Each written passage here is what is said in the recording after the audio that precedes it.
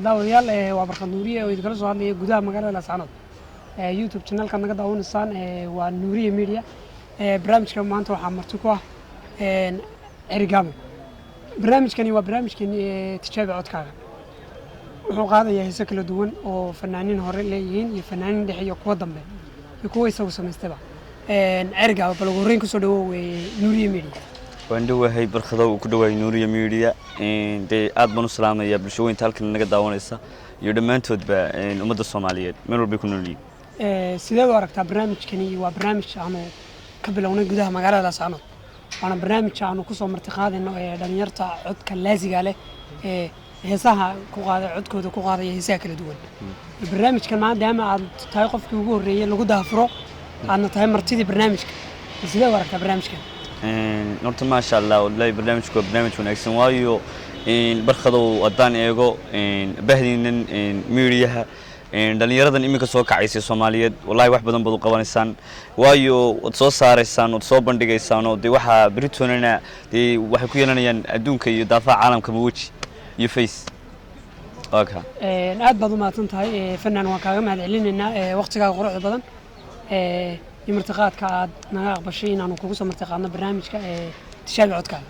bal barnaamijka intaynaan u gudagelin su'aalaheena iyo waxyaabaha kala duwan ee bulshadeena nagala kulmayso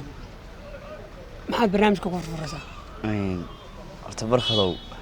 waad igu qoslaysaa barnaamijka waxaan ku furayaa xabad heesa uu leeyahay fanaanka Qamar Suugaani heestan waxay oranaysaa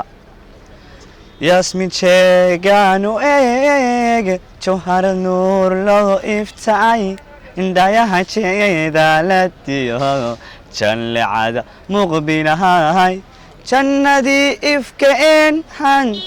hantaay midu jiriyay qalbigu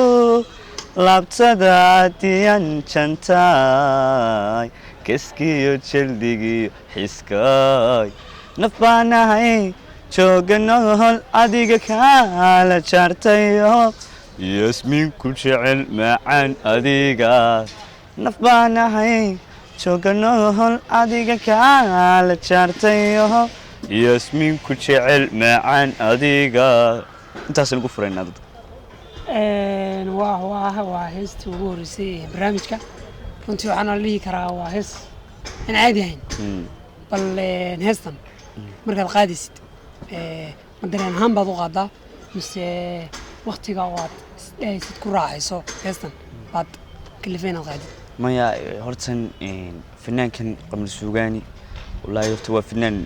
bulshada Soomaaliyeed hal sano gudaheed buu ku soo baxay wuxuu noqday mucjisadii fanka heestan nafteeda aan imika qaadayo Yasmin waa hees agteeda aad iyo aad ugu qiimo badan oo aan bari wada hadli jirnay xiriir wada lahayn ayay Yasmin loo orajiriyo inta anagu wada hadal ayay heestan soo baxday ka bacdina laba cashan u qaaday inta san ugu qaaday bay ka tagtay markaa ku xasuustaa heestan iyadan qaadaa ma la dhihi karaa kala tagiina waxa sabab u noqon kartaa heesta way dhici kartaa oo wax la yaab la runtii laakiin anigu fanaanka Qamar Suugaan aad iyo aad baan fanaaniinta dambe imka isagan aad iyo aad u taageerayo heesiisa badan aan dhageystaa waana fanaan iga yaabiyay macni 10 dhuumood buu leeyahay waaya haddii aan ka daba tago heesta Yasmin maadaama ay tahay barnaamijka heestii ugu horeysay ku furfurtay dareen ahaan markaad heestan qaadid maxaad dareentaa wallahi horta barkadow wax badan oo saa'ida baan dareemaa wad garanaysaa adigu nin ragoode macni jab iyo jacayl labadaba soo maray wax walba kala kulmay wad garanaysaa heesaha qayb baa jirta dareen loo qaado iyo qayb madadaalo iyo maaragtay waqti lumis la isaga qaado marka heestan wallahi agteed waxay ku leedahay dareen aad iyo aad u weyn oo halka lagu soo koobi karin ba waaya marka hadda eego codkaaga waxa jirta bulsho badan dad badan oo adiga ku yaqaana maxaan ka wada macnaha adiga aan ku aqoon balse codkaaga taqaana maanta markaan loo daayo Erigamo waa kuma bulshada Swediinaysaa bulshada daawanaysa maxaad leedahay Erigamo waayo horta dhammaan ummadda Soomaaliyeed aad iyo aad baan u salaamayaa iyo heer Somaliland ba taamarka laga soo gudbo in badan baad maqasheen Erigamo ma codkiisa maqasheen Erigamo la sheego waa aniga hor fadhiya maanta insha Allah hadii waan isbaran doonaa wali ismeenu gaarin badiyaa isu dhaadhacayba la isma wada dhaadhicinay si fiican waayahay abu su'aasha ku weydiinay waxa weeye Erigamo xageed ku dhalatay ama ku soo barbaartay waxaan ku dhashay iminka gobolkan sool ama gobolka daraawiishta aan iminka joogo baan ku dhashay laakiin markii adigu aan meelaha wan year sanad meelaha jiray ayaan ka tegey aan Cerigaabeed marka Cerigaaban iminka ku barbaarayo aan ku weynaadayo inta ku leekaado goorma kugu dhalatay inaad heesahan fanaaniinta kuwii hore kuwii dhexe iyo kuwii dambe inaad heesahooda ku qaadid cod bilaa muusiga goorma ay kugu dhalatay niyo horta dadka bini'aadanka isku qalbina maaha ilaahayna isku soo ma abuuro badankooda anigu xitaa markaa yaraa wuxuu iska dhageysan jiray rikoodhadii cajiradaha la gelin jiray sida qaraamiga xasan aadan baa kamid ahaa cumar dhuule shaymire heesahaasana iskaga dhageysan jiray war iskala qaadi jiray maalmihii dambe baan isri cod baa kugu jira mid baa igu cod baa kugu jira way khalday marka waa goobtan maanta soo fadhiisay ninkii igu cod baa kugu jira waayahay ma uga falcelisay oo hadda ma uga mahadnaqdaa maadaama uu yahay dhiirgeliyihii ugu horreeyay ku dhahaa cod baa kugu jira horta ninkaas ninaan saaxiibnahay oon isku dhownahay buu ahaa oo aan walaahi isku xaafad ka soo kacno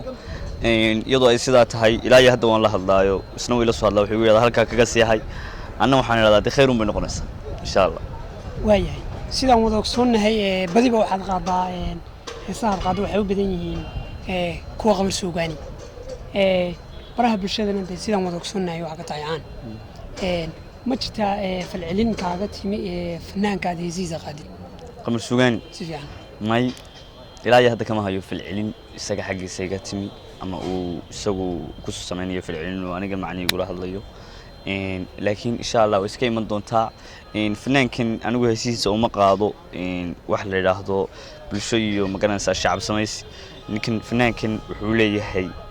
dhuumo badan oo aan dadku lahayn bini'aadanka ilaahay saarin buu leeyahay hadda waad aragtay markuu heesaha kala rogayo mar hoos buu kaga keenaya marna kor qofka dhageysanaya waxa laga yaabaa inuu ashqaraaro dhageysigu dhageysanayo heesta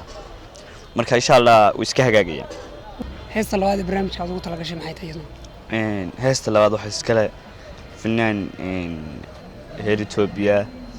oo la yiraahdo Cabdi Saki oo garanaysa man maranaya Saki si fiican waxa weeye fanaan heer Jigjiga oo fanaan wallahi agtada aad iyo aad ugu qaaliya heestan uu leeyahay aan doonayo inaan qaadano waa hees dareen leh oo dadka meel bay taawanaysaa marka insha Allah heestan jecelaystay inaan u qaado dadka Soomaaliyeed ay taawanaysaa waayahay bilow doobtii caashaqu madaynin xisko dib u curtay xabiibi dabiib dawooy adiga idoojin kare damiirka u yel siduu dalbado dalxiska ku raac dareen dhawaa dooxadii iyo xudunbuu dookhaygu janto diiwaanka hankay ku daabacanto daymada indhaha kudogsada daymada indhaha kudogsada doontii caashaqu diyaar noqotay andulla haddee xayaati dareen dawooy aniga ku daacad rabe dabciga ku casum dadaal hirgalo daryeeloogu deeq dabuub wacan taasnu qaadna heestan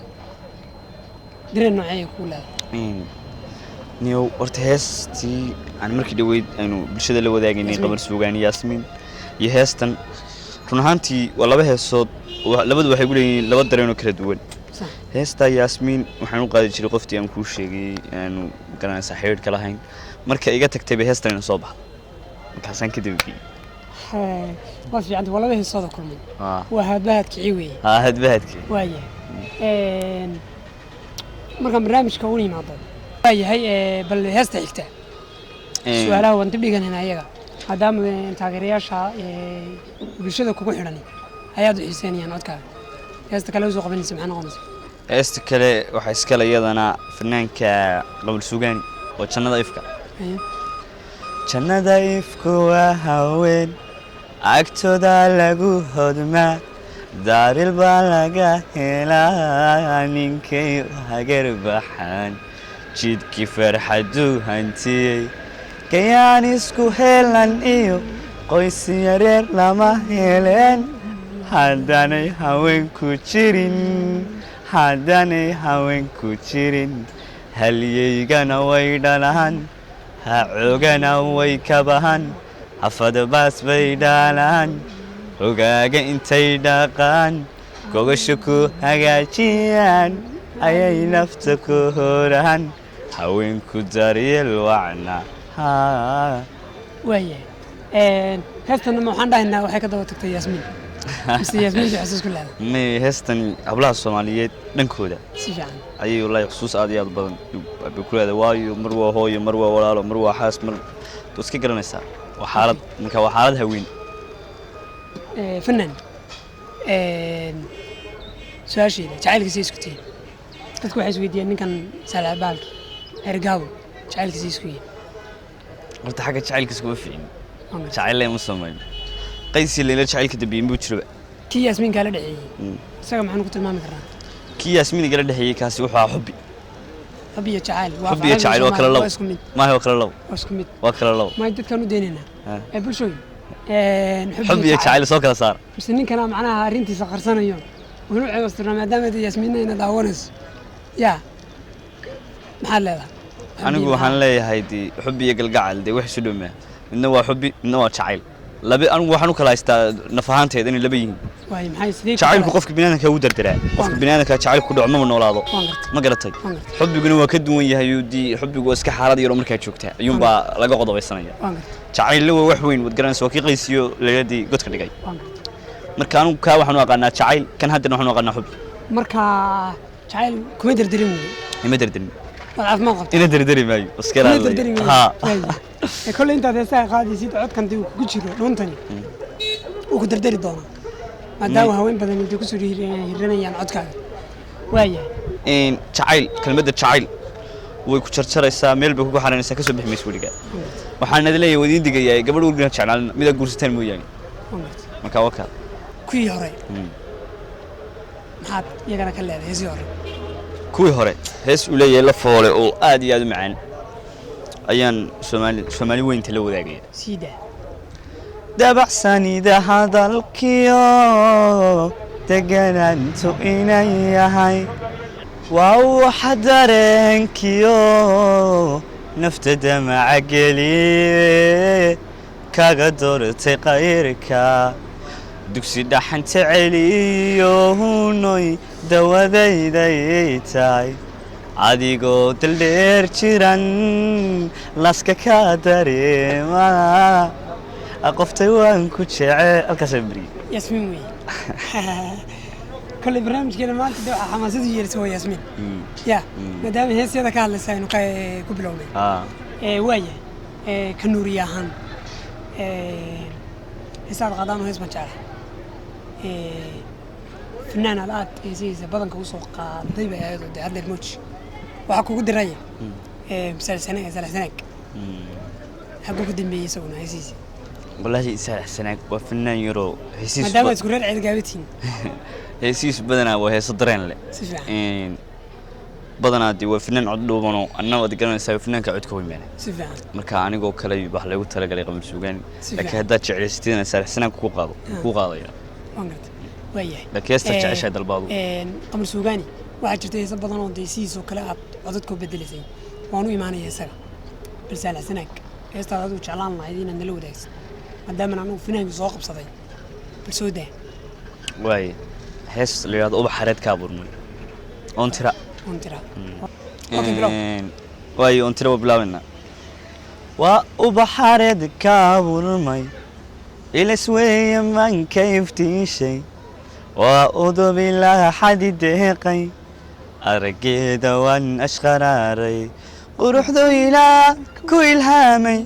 أرد كابا قفا كوي شارو عما روحي نهلك جوشو إفكا والدي كد لما أومين أني قنت شعاهيل كابرمي إقما ذكر كي قبرتي أنتي رمي استريحة نفتني قشيرتا وقلاتي أحيا فنان أنا جاي فنان الله يكوني برنامج كحنا كسولونا هي داود يال قنتي جبي سؤال بقى عن ويديني ده تقول نقص عطسان وهاي بال إرجابو يجعل بسيديس كويين وقت كجابسات برنامج كحيجة